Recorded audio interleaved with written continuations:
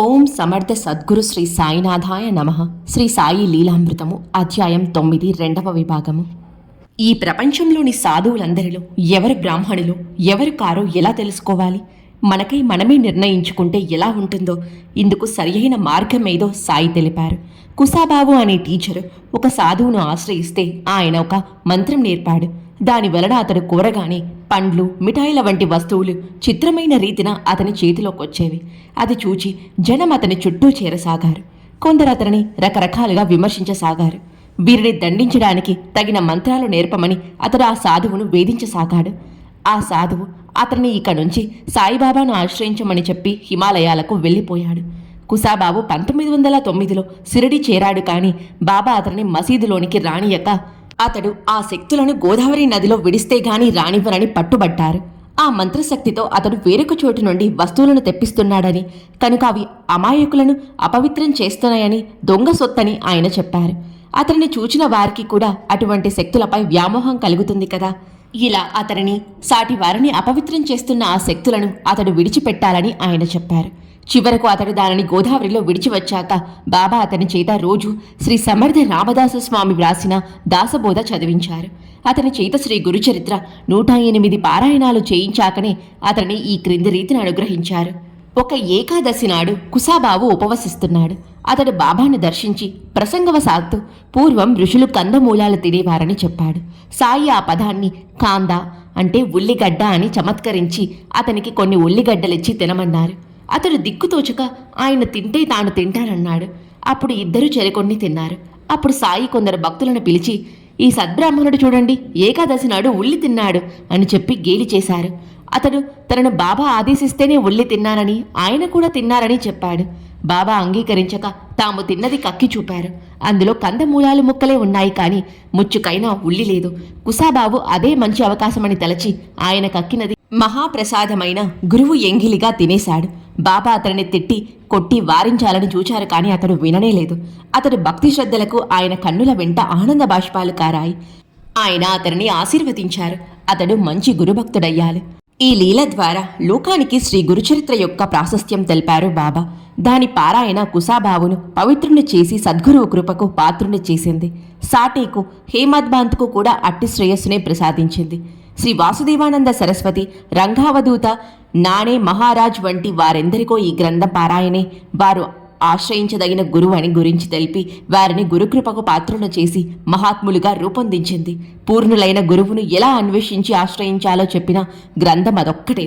రెండవ దత్తావతారమైన శ్రీ నృసింహ సరస్వతి స్వామి అంతర్హితులయ్యాక వారి దివ్యలీలలు విని నామధారకుడు ఆయన సాక్షాత్కారం కోసం తపిస్తూ గాన్గాపురం చేరాడు.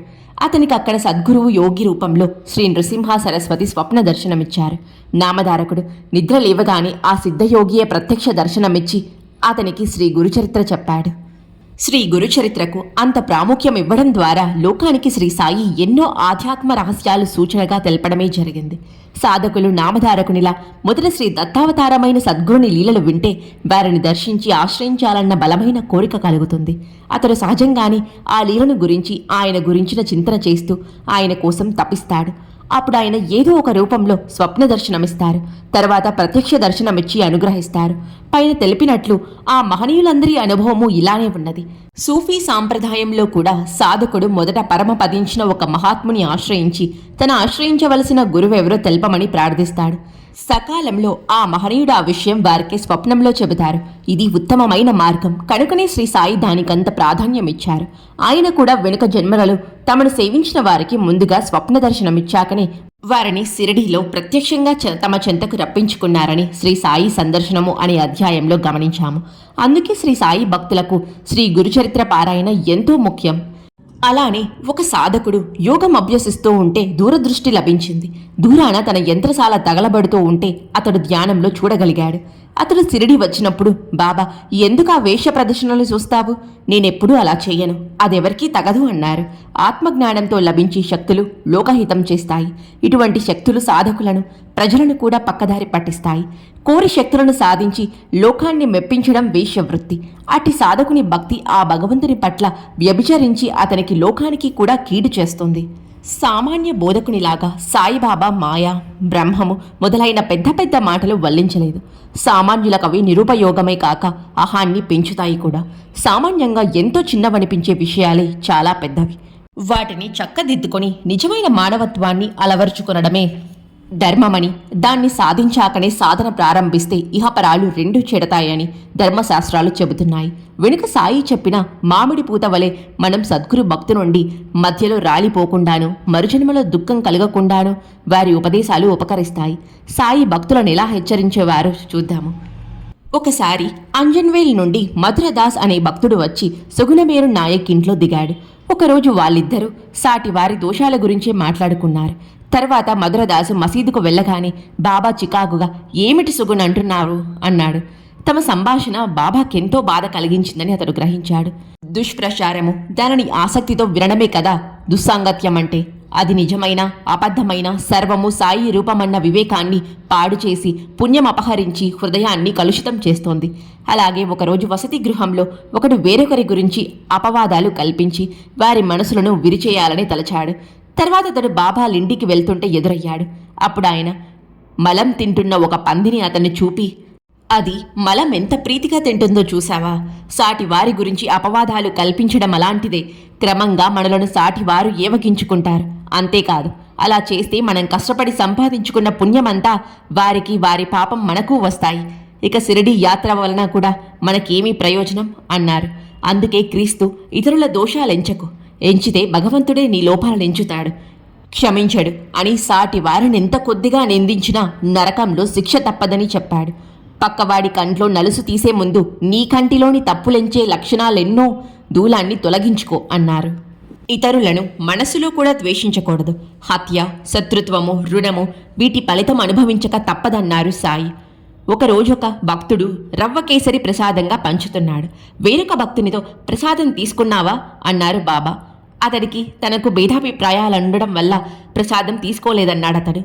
అప్పుడు సాయి, ఇచ్చేది, ఇవ్వబడేది, పుచ్చుకునేది ఎవరు? అదంతా ఒక్కడే. ఎవరిని శత్రువులుగా తలచవద్దు అన్నారు. ద్వేషమంత ప్రమాదకరమో చెన్న బసప్ప, వీరభద్రప్ప అనే పాము, కప్పలకు పూర్వజన్మలో సాయి సన్నిధి లభించిన పరస్పర ద్వేషం వలన హీన జన్మలు లభించాయి. పై రెండు బలహీనతలకు భిన్నమైన మరొక దాని గురించి ఒకసారి సాయి నానా చందోర్కర్తో ఇలా చెప్పారు.